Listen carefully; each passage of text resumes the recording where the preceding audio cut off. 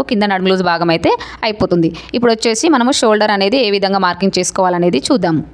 Full shoulder వచ్చేసి నేనైతే 6 ఇంచుల వరకు అయితే మార్కింగ్ అయితే చేసుకున్నాను. అదే 6 ఇంచులని మనము కింద చంక డౌన్ కోసం అయితే ఇక్కడ మార్కింగ్ అనేది చేసుకోవాలి. చూడండి వీడియోలో చూస్తున్నట్టు ఇలా 6 ఇంచుల వరకు ఒక మార్కింగ్ చేసుకోవాలి. ఇలా మార్కింగ్ చేసుకున్న దాన్ని స్కేల్ తోటి అయితే స్ట్రైట్గా ఒక లైన్ అనేది డ్రా చేసుకోవాలి. చూడండి వీడియోలో చూస్తున్నట్టు ఇలా స్ట్రైట్గా ఒక లైన్ అనేది డ్రా చేసుకోవాలి. ఇలా డ్రా చేసుకున్న తర్వాత ఇప్పుడు మనము చెస్ట్ లూజ్ మార్కింగ్ చేసుకోవాలి. చెస్ట్ లూజ్ ఏ విధంగా మార్కింగ్ చేసుకోవాలి అంటే ఇక్కడ నాకు చెస్ట్ లూజ్ వచ్చేసి 36 ఇంచులు తీసుకుంటున్నానండి. ఈ 36 ఇంచుల్ని 4 భాగాలుగా చేసుకుంటే మనకు 9 ఇంచులు అయితే వస్తుంది. ఈ వచ్చిన 9 ఇంచుల్ని ఇక్కడ మార్కింగ్ అనేది చేసుకోవాలి. చూడండి వీడియోలో చూస్తున్నట్టు ఈ విధంగా మార్కింగ్ అనేది చేసుకోవాలి. అలాగే ఎక్స్ట్రా ఖర్చు కోసం ఇక్కడ నేను 2 ఇంచుల వరకు అయితే మార్కింగ్ చేస్తున్నాను. 2 ఇంచుల వరకు మార్కింగ్ అనేది చేసుకోవాలి. ఇప్పుడు చెస్ట్ లూజ్ ఏ విధంగా మార్కింగ్ చేసుకోవాలి అనేది ఒకసారి చెప్తాను. మీకు వచ్చిన చెస్ట్ లూజ్ని 4 భాగాలుగా చేసుకుంటే వచ్చిందాన్ని ఇక్కడ మార్కింగ్ అనేది చేసుకోండి. ఆ తర్వాత ఎక్స్ట్రా ఖర్చు కోసం 2 ఇంచులు అనేది మార్కింగ్ చేసుకోండి.